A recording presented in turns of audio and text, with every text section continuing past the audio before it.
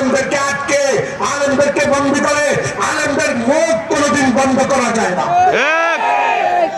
আজকে আমাদের এই শেখ উসামা জেলে যাওয়ার আগে যেভাবে হক কথা বলতেন, জেল থেকে আসার পরে হক কথা কমাইছে না আরো বাড়াইছেন?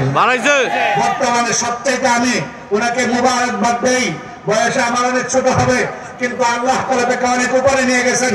মুবারকবাদ দেই এই জন্য, একটা আমাদের ওয়াজ মাহফিল, এটা হলো সম্মানিত একটা জায়গা, দ্বীনের গুরুত্বপূর্ণ একটা জায়গা হলো কোরআনের মাহফিল।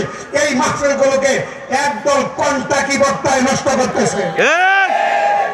সাধারণ আলেম এখন ভালো আলেমকে, মন্দ আলেমকে, ভালো যোগ্যতা সম্পন্নকে, যোগ্যতা নাই কার, এটা যাচাইয়ের কোন সুযোগ হারায় ফেলাইছে এই কন্টাকি বক্তাদের কারণে।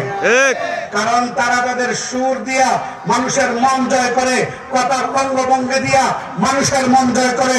আমি মাওলানাকে বলবো, আজীবন পর্যন্ত হকের কথা বলে যাবেন এবং এই সমস্ত দ্বীনের মাহফিলকে যারা নষ্ট করতেছে তাদের বিরুদ্ধে কঠোর ভূমিকা পালন করতে হবে। বাকি শেষ কথা হলো, আমাদের মাদ্রাসাগুলোকে ধ্বংস করে দেওয়ার জন্য আন্তর্জাতিক ষড়যন্ত্র চলতেছে, দেশীয় ষড়যন্ত্র চলতেছে। আমাদের সজাগ থাকতে হবে। একটা কওমি মাদ্রাসা যেন বন্ধ না হয়, কওমি মাদ্রাসাগুলো যেন দিন দিন তরক্কি হয়।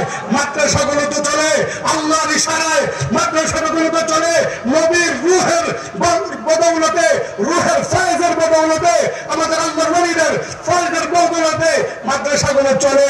আমরা চাই এই মাদ্রাসাগুলো আজীবন পর্যন্ত যেন দিন দিন তরক্কি হয়, উন্নতি হয়, সুনাগরিক তৈরি হয় মাদ্রাসা থেকে।